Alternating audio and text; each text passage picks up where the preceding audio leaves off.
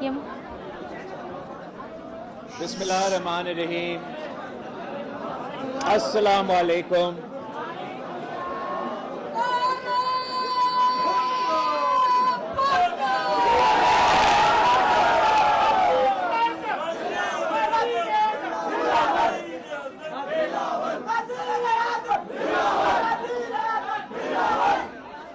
آج میں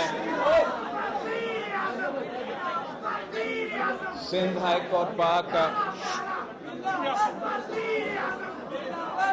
صدر اور جنرل سیکرٹری اور پورا تنظیم کا شکر گزار ہوں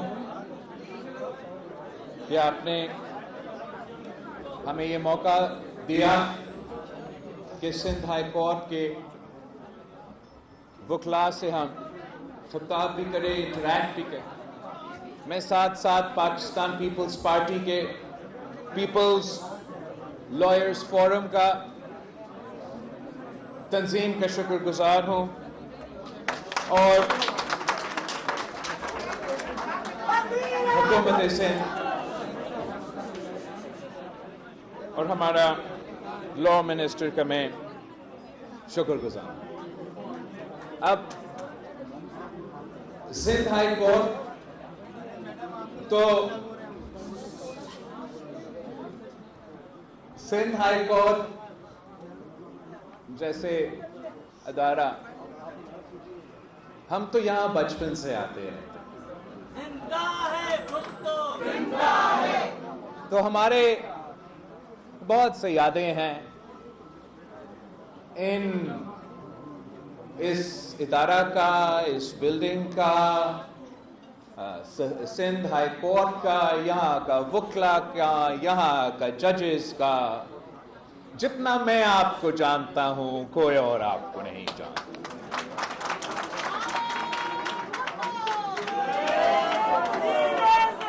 ہمارا تعلق تو آج سے نہیں ہے، 3 نسلوں سے ہے، 3 نسلوں سے ہیں. تب تک تو آپ ایک دوسرے کو پہچانتے ہو، جانتے ہو، اندر اور باہر سے جانتے ہو نا. میں تو اس خاندان سے، اس جماعت سے تعلق رکھتا ہوں جس نے سرزمین بے آئین کو آئین دیا. وہ اسلامی وفاقی جمہوری آئین دیا اور ہم 3 نسلوں سے آئین سازی کرتے آ رہے ہیں. ہم یہ کام بھی سب سے زیادہ جانتے ہیں.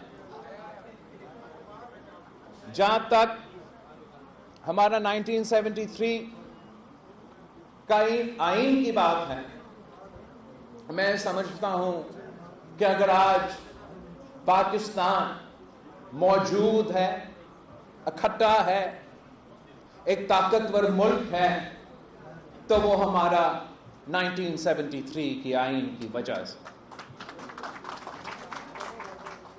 جو بھی حقوق آج جس کے بات کیا جاتا ہے، minority rights, women's rights, press freedoms, labour rights, وہ آپ کی اسی آئین کی وجہ سے آپ کو یہ ملتا ہے. اور ہمارا تاریخ کچھ ایسا ہے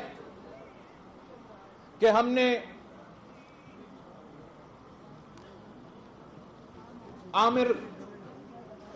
آمرانہ دور بھی دیکھے. ہم نے دیکھا ہے کہ کیسے آپ کا خون، پسینے اور محنت، آپ کا 3/3 کنسنسس کے پاس یا تقریباً مکمل کنسنسس کے پاس کیا گیا 1973 کی آئین ایک آنکھ کی لرزش سے اور ایک ہونٹ کی جنبش سے اڑا دیا جاتا ہے. ہم نے دیکھا کہ کس طریقے سے ہمارا آنریبل جج صاحبان عامر کو یہ کام کرنے دیتا ہے. 10 سال، 11 سال وہ جمہوریت ہی بھول جاتے ہیں، آئین بھول جاتے ہیں، قانون بھول جاتے ہیں، اور سارا اختیار ایک آمر کو دیا جاتا ہے. پھر ایک نہتی لڑکی نکلی, اسی آمر کے خلاف ڈٹ کے کھڑی ہوئی. 30 سال جدوجہد کی, اسی 1973 کی آئین کی بحالی کے لیے, اور اس جدوجہد میں وہ کامیاب بھی ہوئی. جنرل ضیاء کا آمرانہ دور ختم ہوا, جمہوریت بحال ہوا, مگر اس آئین کو 1973 کی قائد عوام کا دیا ہوا آئین کو ہم بحال نہ اس وقت نہیں کر سکے. ایک اور آمر کا دور بھگتنا پڑا. وہ آمرانہ دور بھی اس وقت ہمارا آئین کو ایک کاغذ کا ٹکڑا سمجھ کے پھاڑا گیا. اور جو اس سے سب سے شرمناک افسوس, اس سے بھی زیادہ بری بات, کہ جج صاحبان نے اجازت دی اس آمر کو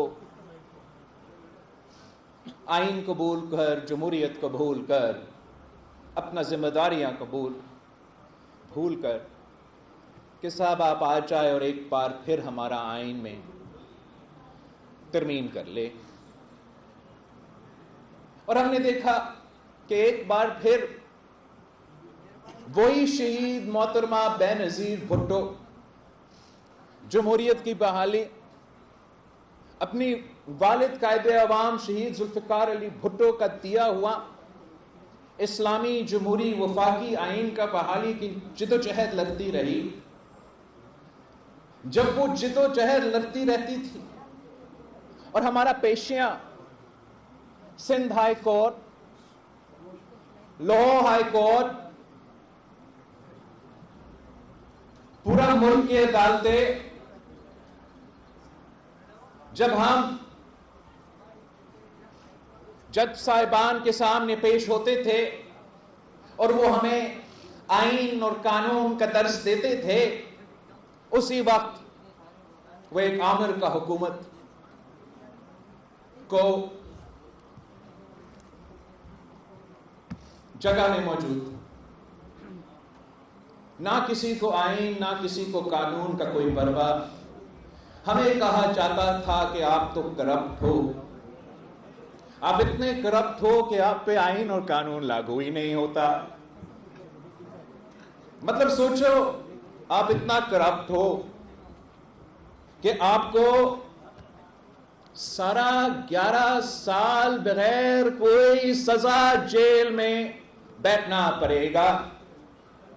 ایک آمر کو ہم نے دونوں ہاتھوں سے سلوٹ مارا, اور اسی وقت ایک سیاستدان کو سارا 11 سال جیل میں رکھا گیا تاکہ اب اس نہتی لڑکی کو بلیک میل کر سکے.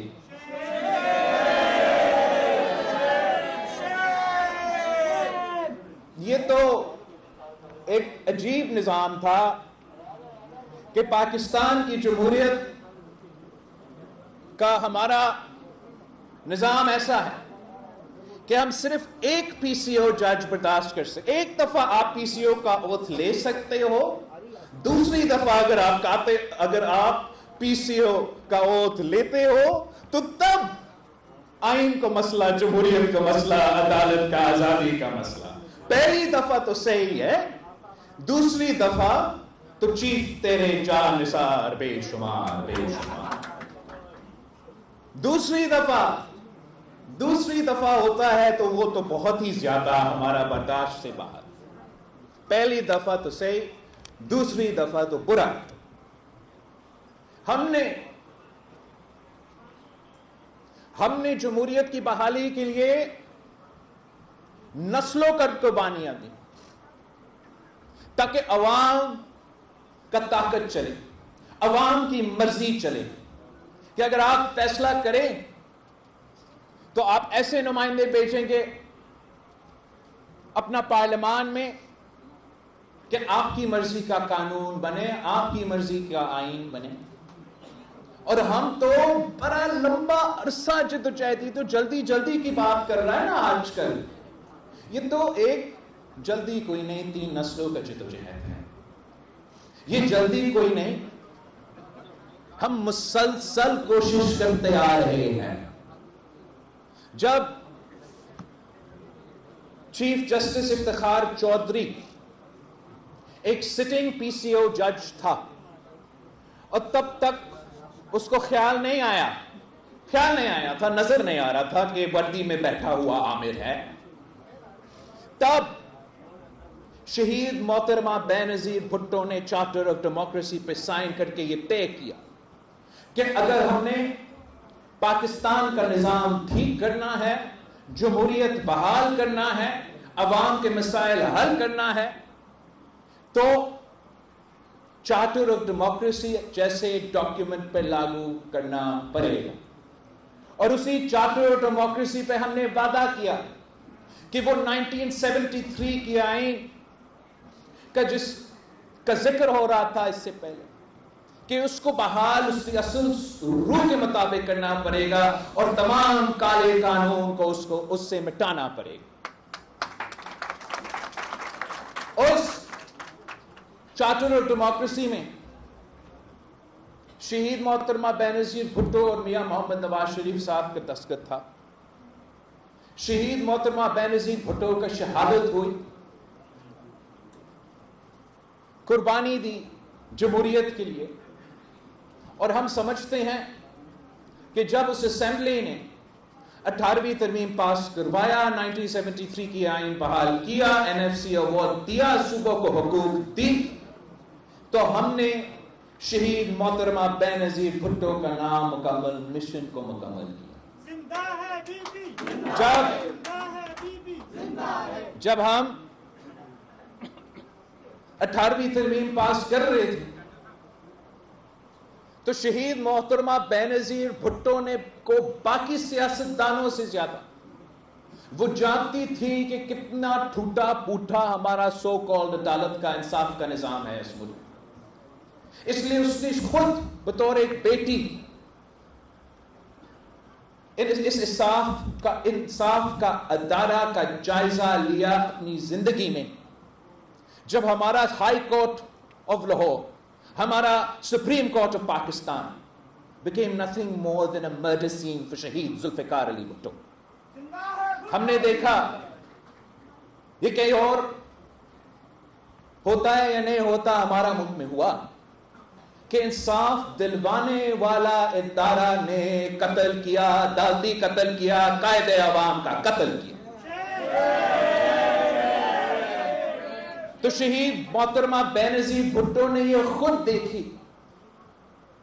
پھر جب جنرل ضیاء الحق کا دور تھا تو شہید محترمہ بینظیر بھٹو نے اپنے آنکھوں سے دیکھا کہ کس طریقے سے نہ صرف وہ خود مگر جمہوری پسند ہر کارکن پہ ناانصافی ہوا، تشدد ہوا، ظلم ہوا.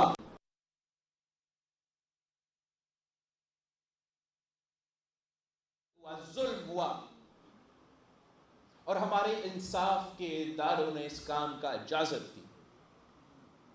شہید محترمہ بینظیر بھٹو کو سب سے زیادہ معلوم تھی کہ ہمارا نظام ٹوٹا ہوا ہے، تو اس لیے اس نے یہ پیش رفت کی. اس وقت جب کسی چیف جسٹس نے خواب بھی نہیں دیکھا تھا کہ میں نے ڈیم بنانا ہے، اس وقت شہید محترمہ بینظیر بھٹو نے یہ طے کیا تھا، عوام کے نمائندے نے یہ طے کیا تھا کہ آئینی عدالت بنے گا، جوڈیشل ریفارمز ہوں گے اور عوام کو فوری اور جلدی انصاف ملے گا. یہ اس وقت سے پہلے تھا جب آپ کے عدالت ٹماٹر اور پکوڑے کی قیمت کا تعین کر رہے تھے. تھینک یو، میرا اردو کمزور کا تعین کر رہے تھے.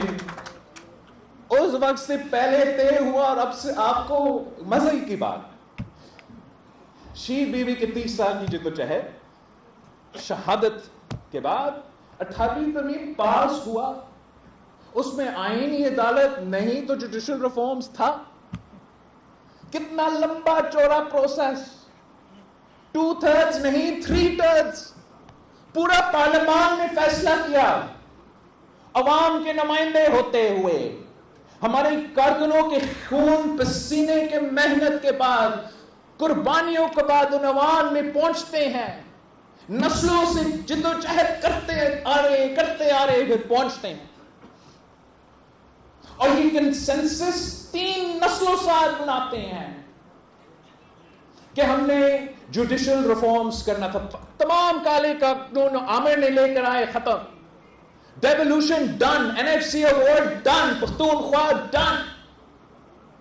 پر ہم نے جوڈیشل ریفارمز بھی ایک حصہ تھا نا، یاد ہے آپ کو؟ تو ہم نے پاس تو کروایا تھا، مگر جج صاحبان، آنریبل جج صاحبان، جنہوں نے ریاست کو ماں کی طرح بنانا تھا، جنہوں نے انصاف دلانا تھا، انہوں نے پارلیمان کی آئین کو استعمال کر کے ہمارا 3 نسلوں کا محنت کا ضائع کرنے کا دھمکی دے کے کہ ہم آپ کا 3/3 کا پاس کیا گیا 18ویں ترمیم کو پھینک دیں گے، پھاڑ دیں گے. یہ وہی سوچ ہے جو عامر کا سوچ ہے نا. جب ایک کاغذ کا ٹکڑا ہے تو جو بھی آپ کا یونیفارم ہو، وہ سمجھتے ہیں کہ وہ پھاڑ سکتے ہیں جب بھی وہ جی چاہے. تو یہ دھمکی دیا گیا، پارلیمان کو دھمکی دیا گیا کہ آپ کا پورا آئین کو ہم ترمیم کریں گے اگر آپ یہ جو ججز اپوائنٹمنٹ کا پروسیس ہے اس پہ نظر انسانی نہ کرے. ہم نے کیا کہا تھا؟ یہ پوری دنیا، آپ یونائٹڈ اسٹیٹس کا ایگزامپل دیکھ لیں. وہاں جب ان کا سپریم کورٹ جو کہ کانسٹیٹیوشنل کورٹ ہے، ان کا جج کا تعیناتی ہوتا ہے تو پورا پارلیمان سامنے بیٹھا ہوتا ہے، عوام کے نمائندے، اپوزیشن کے، حکومت کے. اور یہ کوئی جیو اور ایئر وائی والا انٹرویو نہیں ہوتا ہے بھائی.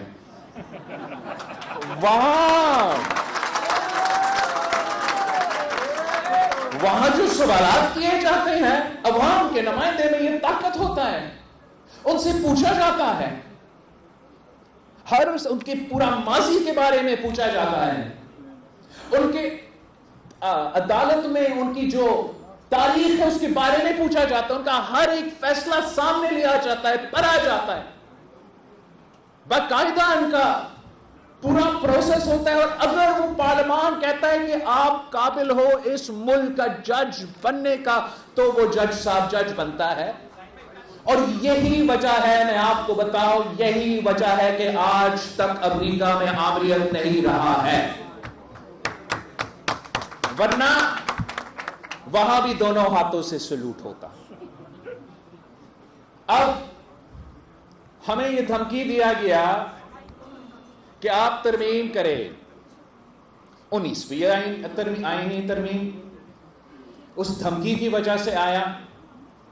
اور جس فیصلہ پہ یہ آئینی ترمیم ہوا، جس دھمکی پہ یہ آئینی ترمیم ہوا، آج تک وہ ڈیٹیلڈ آرڈر سامنے نہیں آیا. تو آپ کہتے ہیں کہ ہم ٹائم لے، بالکل 100 بسم اللہ، تینوں نسلیں لڑیں گے، لیکن ہم اپنا جوڈیشل ریفارمز لے کر آئیں گے. چارٹر آف ڈیموکریسی کے مطابق جو شہید محترمہ بینظیر بھٹو نے وعدہ کیا تھا، ہم پورا کر کے دکھائیں گے. ہم نے ماضی سے اپنے سبق سیکھے ہیں.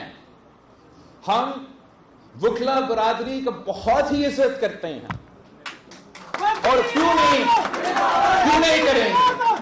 خود قائد عوام شہید ذوالفقار علی بھٹو خود وکیل تھا. جب پاکستان پیپلز پارٹی کو بنانے والے وکلا تھے، نہ صرف قائد عوام شہید ذوالفقار علی بھٹو مگر پاکستان پیپلز پارٹی کے امیدوار، پاکستان پیپلز پارٹی کی تنظیم، آدھا سے زیادہ ہمارا نیا جو پارلیمان بنا تھا وہ آپ کی برادری سے بھرا ہوا تھا.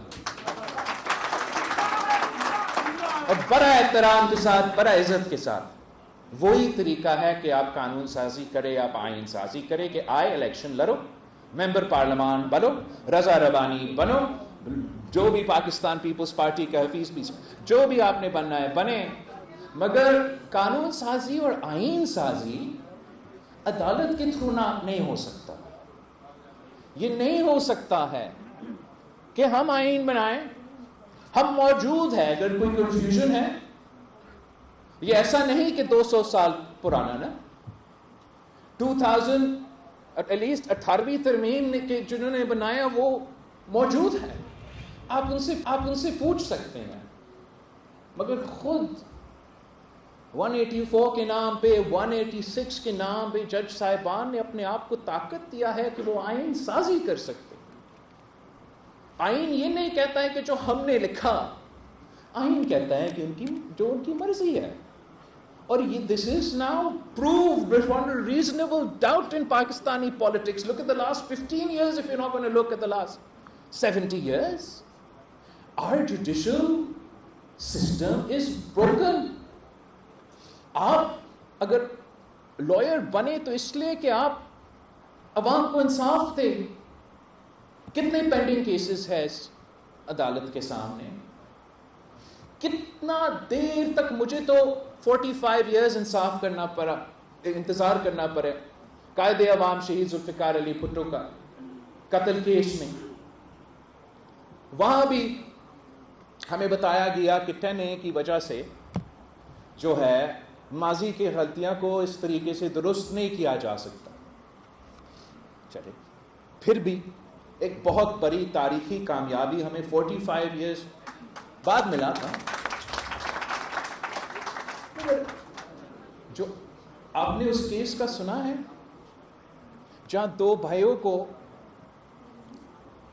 یہ قتل میں کا جرم دیا گیا، ان کو ایکسیکیوٹ بھی کیا گیا، اور سالوں بعد اس پتہ چلا کہ وہ بے گناہ تھے اور ان کو باعزت بری ہو گیا.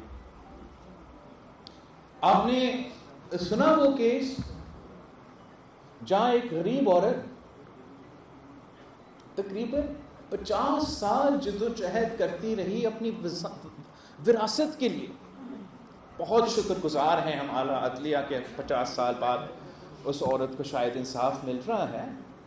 مگر مانیں کہ جس کام کے لیے، جس ذمہ داری کے لیے آپ ادھر بیٹھے ہو، آج کل وہ ذمہ داری پورا نہیں ہو رہا.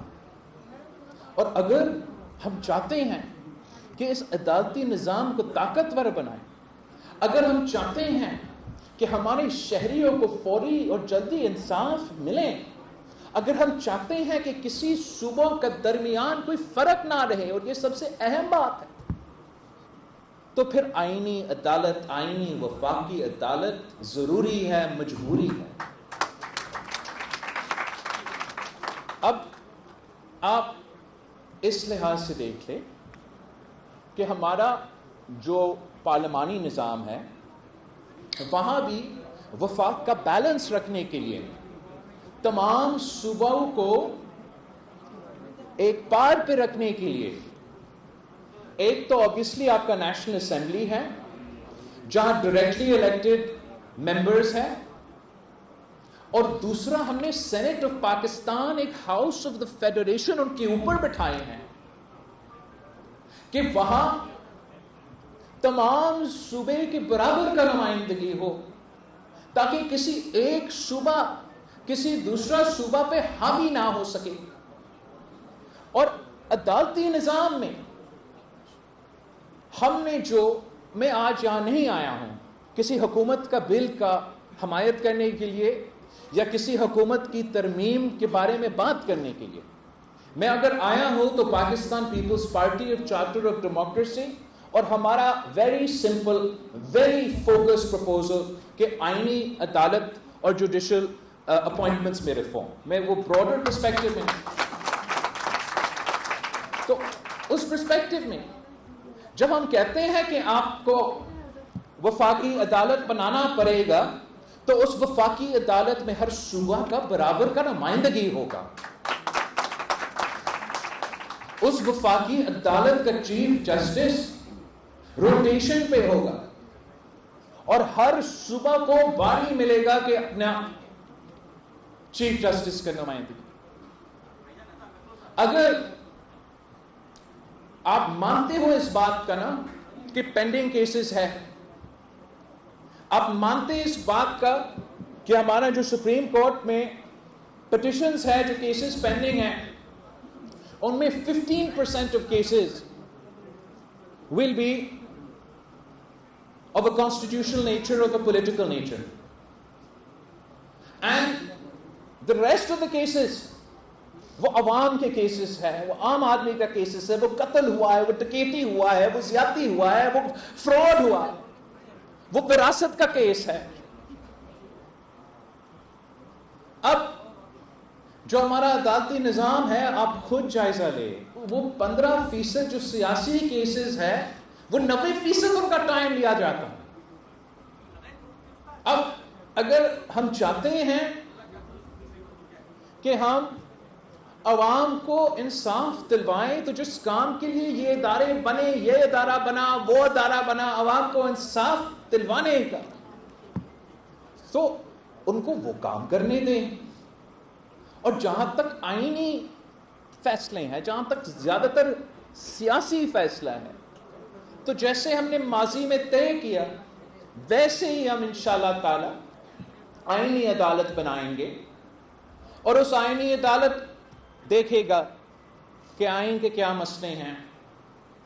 وہ آئینی عدالت دیکھے گا کہ جو سیاسی کیسز ہے اور جو آپ کا کام ہے، جو آپ کے کلائنٹس کا کام ہے، وہ کام ہمارا جوڈیشری اور جوڈیشری کا نظام کرتا رہے گا. میں بالکل اس بات پہ یقین رکھتا ہوں کہ ان پٹ لینا چاہیے. ہم تو آج سے نہیں، افتخار چودھری کا زمانہ سے ان پٹ لیتے آ رہے ہیں. آپ ہر سپریم کورٹ بار کا الیکشن دیکھیں، ہر تقریر دیکھیں، عاصمہ جہانگیر کا کانفرنس دیکھیں، اب فرحت اللہ باقر ہو، رضا ہو، باقی جو ہم جوڈیشری ریفارمز کی سیمینارز کرتے رہے وہ ان کا آؤٹ پٹ دیکھیں.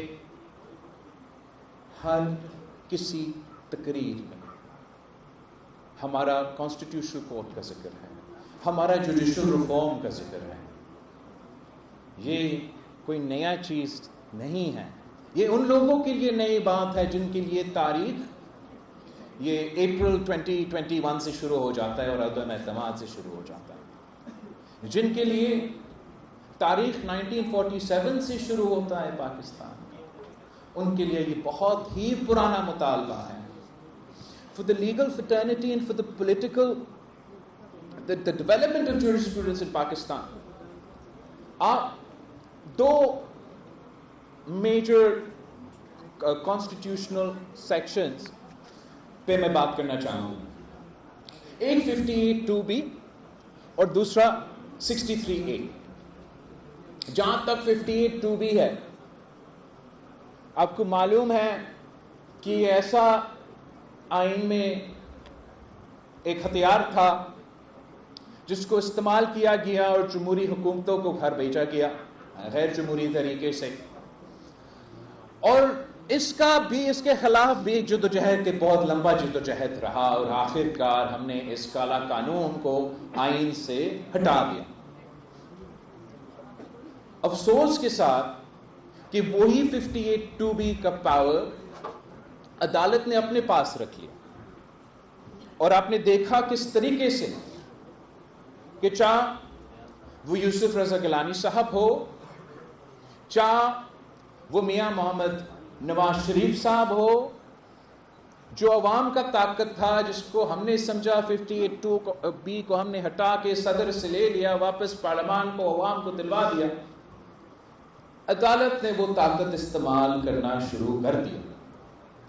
جب خان صاحب کی حکومت کے خلاف ہم تحریک چلا رہے تھے تو ہمارے اتحادیوں میں سے، ہمارا پارٹی میں سے، لوگوں میں سے یہ ضرور مطالبہ تھا کہ فلاں ایشو پہ کورٹ جائیں، فلاں ایشو پہ کورٹ جائیں، فلاں ایشو پہ آپ کورٹ جائیں، وہاں سے ہم اس کو نکال سکیں گے. مگر پاکستان پیپلز پارٹی کا موقف یہی تھا کہ ہم عدالت کے دروازے کے تھرو، عدالت کا یہ 58(2)B کا اختیار کے ساتھ اس کو گھر نہیں بیچنا چاہتے ہیں، نہ ہی ہم کسی گیٹ نمبر 4 پہ کھٹکھٹا کے اس کو گھر بیچنا چاہتے ہیں. ہمارا موقف یہ تھا کہ وہاں دیکھنے کے بجائے، یہاں دیکھنے کے بجائے آپ پارلیمان پہ زور دیں. عدم اعتماد واحد جمہوری پارلیمانی طریقہ ہے پوری دنیا میں کہ آپ کسی بھی منتخب وزیر اعظم کو اگر گھر بیچنا چاہے تو وہ عوام الیکشن میں کر سکتا ہے یا ان کے نمائندے پارلیمان کے تھرو کروا سکتے ہیں. نہ کوئی جنرل، نہ کوئی جج کے پاس اختیار ہے. مگر افسوس کے ساتھ کہنا پڑتا ہے، آپ سب نے ایکسپیرینس کیا کہ پاکستان کی تاریخ میں یا کسی عامر نے یہ استعمال کیا یا کسی جج صاحب نے استعمال کیا. ہم نے ایک دفعہ اس ملک کی تاریخ میں عدم اعتماد کے تھرو ایک وزیر اعظم کو گھر بھیجا. اس سے پہلے جب 18ویں ترمیم کر رہے تھے تو ہم نے 63A کا ڈیفینیشن میں اضافہ اس لیے کیا کہ پاکستان پیپلز پارٹی کے خلاف یہ جوڑ توڑ کی سیاست ہوتا تھا.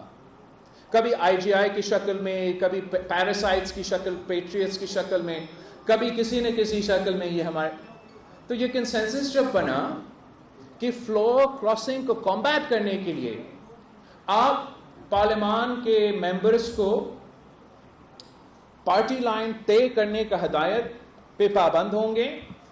اگر وہ فیصلہ کرتے ہیں کہ پارلیمانی لائن کسی بھی وجہ سے کہ وہ پارلیمان پارٹی لائن کے خلاف جانا چاہتے ہیں تو پھر ان کو وہ ووٹ استعمال کرتے ہیں، کاؤنٹ کیا جاتا ہے اور پھر ان کو بائی الیکشن لڑنا پڑتا ہے عوام سے. ان عوام جنہوں نے اس پارٹی کے نشان پہ ان کا منتخب کیا، ان سے پوچھنا پڑے گا کہ کیا میرا ووٹ صحیح تھا یا غلط تھا. اس طریقے سے ہم نے فلور کراسنگ کے لیے ایک پابندی بھی لگایا اور پارلیمان میں ووٹ کی طاقت کو اور پارلیمان کی اور پارلیمانٹیرینز کی آزادی بھی رکھا. نہ کم بیک عدالت نے فیصلہ کیا کیا؟ 63A کا جب فیصلہ کیا جا رہا تھا، آپ میں سے کوئی مجھے بتائے کہ کیا کسی نے آئین پڑھا؟ جب 63A کا فیصلہ لکھا جا رہا تھا کیا کسی نے کوئی وہ آئین پڑھا؟ یا کوئی کسی نے یہ سوچا کتنا بڑا ہم فیصلے سنانے جا رہے ہیں؟ کسی سے پوچھ لے جس نے وہ آئین لکھا کہ کیا آپ کا مطلب تھا. جب آپ پڑھتے ہو 63A کو ان دا کانسٹیٹیوشن، کیا کوئی کنفیوژن ہے کہ ہونا کیا ہے یا کیا نہیں ہونا ہے؟ عدالت نے یہ اختیار اپنے پاس لے لیا کہ آئین میں ترمیم وہ کر سکتے ہیں، ہم نہیں. اور انہوں نے 63A کے فیصلے میں آئین کا ترمیم کر رہا کہ جو آپ نے لکھا وہ نہیں، اب ہمارا مرضی. اور مرضی کیا تھا؟ مرضی یہ تھا کہ PDM کا پنجاب حکومت نہ بنے. مرضی یہ تھا کہ PDM کا پنجاب حکومت نہیں ہوگا تو الیکشنز میں اثر ہوگا، خاص طور پہ صوبہ پنجاب میں. اور جیسے آپ سب کو پتا ہے پنجاب کے اپنی. اور وہ فیصلہ کیا تھا؟ فیصلہ یہ تھا کہ آپ ووٹ پارٹی لائن کے خلاف نہیں دے سکتے. دیتے ہو تو گنا نہیں جائے گا، دیتے ہو گنا نہیں جائے گا، پھر بھی کرتے ہو تو نااہل کیا جائے گا. بتائیں مجھے کون سی آئین، کون سی جمہوریت، کون سی رول آف لا کے مطابق یہ فیصلے دیے جا رہے ہیں؟ اب آپ ہمیں کہیں کہ آئینی عدالت نہیں، کانسٹیٹیوشنل بینچ. آپ اپنا 13 ججز کی ویکنسی سندھ ہائی کورٹ کیوں نہیں بھرا جا رہا؟ کیوں نہیں؟ سیاستدانوں کی وجہ سے یا اس لیے ہمارا بردر ججز جو ہے وہ ایک دوسرے سے ہاتھ ملانے کافی دیر سے نہیں ہاتھ ملا رہے ہیں؟ بات تو کی بات. یہ نہ صرف آپ کی عدالت کا مسئلہ ہے. کتنے ویکنسیز ہے لاہور ہائی کورٹ میں؟ 24. اب ایک اور بینچ بنا لیں, وہ بینچ ویسے ہی چلے گا جیسے باقی بینچز چل رہے ہیں. آپ ایک اور بینچ بنا لیں. آپ کہہ رہا ہے اضافہ کر رہے ہو ججز کا. 100 بسم اللہ. میں چاہتا ہوں, میں روزگار دینا چاہتا ہوں, میں چاہتا ہوں کہ ہر بینچ میں اضافہ کرے, لیکن بھریں گی کیسے آئینی ترمیم کے بغیر؟ اس لیے اس وقت جو ہے ججز کہتے ہیں کہ ان کی مرضی. آپ نے جو 19ویں ترمیم کے مطابق ترمیم کیا اس کے مطابق ہی نہیں چلے گا. ہمارا رولز و مطابق, ہمارا رولز کے مطابق آپ جوڈیشری میں اپوائنٹمنٹس کریں گے. اور رولز کیا کہتے ہیں کہ the judiciary is of the judiciary, for the judiciary and by the judiciary. آپ نے جج بننا ہے تو آئے میرا پریکٹس میں پریکٹس کرو. آپ نے جج بننا ہے, آئے میرا خاندان کا حساب بنو. آپ نے جج بننا ہے, ملوٹ کرو. یہی تو وجہ ہے ہمارا نظام ٹوٹا پھوٹا ہے. تو ہم نکلے اس کو ٹھیک کرنے کے لیے. آپ اگر میاں شہباز شریف صاحب کا نیت پہ شک کرتے ہو کرو. اگر آپ کسی جج صاحبان کا نیت پہ شک کرتے ہیں کرو. اگر آپ میرا کسی اتحادی کا نیت پہ شک کرتے ہیں کرو. کسی ادارہ کا نیت پہ شک کرتے ہیں کرو. میرا نیت پہ شک نہ کرو. میرا نیت یہ ہے کہ جس آئین سازی کا کام میں 3 نسلوں سے کرتا آ رہا ہوں, جس جمہوریت کا بحالی ہم 3 نسلوں سے جدوجہد لگتے آ رہے ہیں, جس آئین کا بالادستی میرا آئین کا بالادستی کا جدوجہد کوئی اور لڑے گا نہیں سر, ہم لڑیں گے. مگر میرا آئین کا بالادستی کے لیے ضروری ہے کہ تمام صوبوں کو ایکول ریپرزنٹیشن ملے, تاکہ کل کوئی کسی جج میں ہمت نہ ہو, کسی جج میں ہمت نہ ہو کہ سندھ میں آ کے اعلان کرے کہ وہ کالاباغ ڈیم بنائے گا. آئینی عدالت بنا کے رہیں گے, ہم آئینی عدالت بنا کے رہیں گے.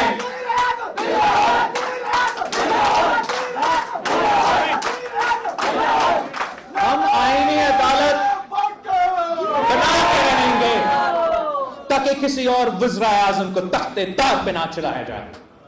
ہم آئینی عدالت اس لیے بنائیں گے کہ ان سب شکایت سارے مسئلے کی اپنی جگہ, تاکہ اس ملک کے عوام کو انصاف ملے. اس ملک کے عوام کو میرا ذمہ داری ہے. آپ لائرز بنے ان کا کیس لڑنے کے لیے. میں اس ہاؤس میں بیٹھا ہوں تاکہ میں قانون بنائیں, تاکہ میں آئین بنائیں. اور میں سمجھتا ہوں کہ بہتر ہوگا کہ ہم کنسنسس کے تھرو بنائیں. بہتر ہوگا کہ دوسری جماعتیں ساتھ مل کے بنائیں. مگر ماضی سے ہم نے اپنے سبق سیکھیں.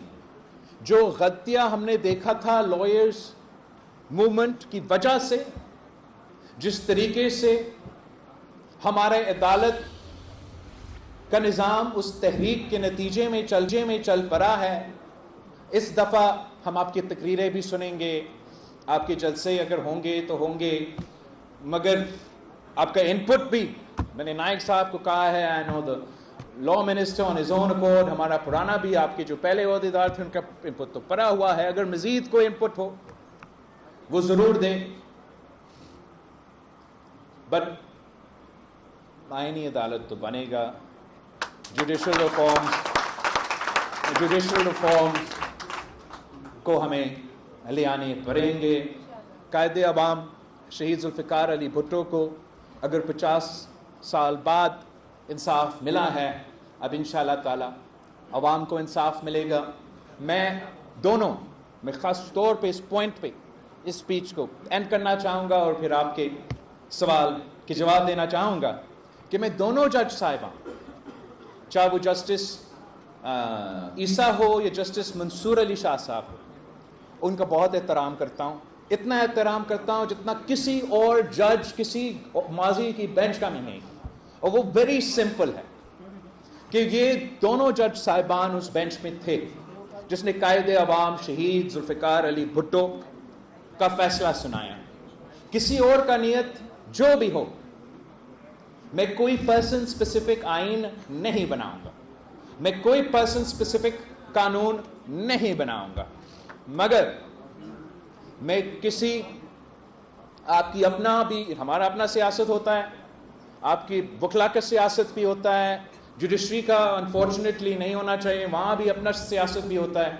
میں نہ وکلا کا سیاست کا شکار ہوں گا، نہ جوڈیشری کا سیاست کا شکار ہوں گا.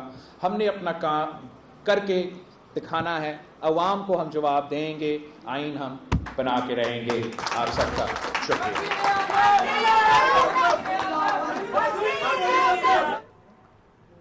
آپ کو بتائیں کہ chairman Peoples Party Bilawal Bhutto Zardari کا سندھ ہائی کورٹ بار ایسوسی ایشن سے خطاب. انہوں نے کہا کہ جتنا میں آپ کو جانتا ہوں اتنا کوئی نہیں جانتا. پاکستان 1973 کے آئین کی وجہ سے ہوا. ہم نے آمرانہ دور بھی دیکھے. ہم 3 نسلوں سے آئین سازی کرتے آ رہے ہیں. عامر کو سلیوٹ کیا گیا، سیاستدار کو 11 سال جیل میں رکھا گیا. ایک نہتی لڑکی عامر کے خلاف ڈٹ کر کھڑی ہوئی. نہتی لڑکی نے آئین کی بحالی کے لیے 30 سال جدوجہد کی. جنرل ضیاء کا آمرانہ دور ختم ہوا اور جمہوریت بحال ہوئی. انہوں نے کہا کہ انصاف دلوانے والے ادارے نے عدالتی قتل کیا. افسوسناک بات، جج صاحب نے عامر کو آئین میں ترمیم کی اجازت دی. ایک اور آمرانہ دور دیکھا. آئین کو کاغذ کا ٹکڑا سمجھ کر پھاڑا گیا.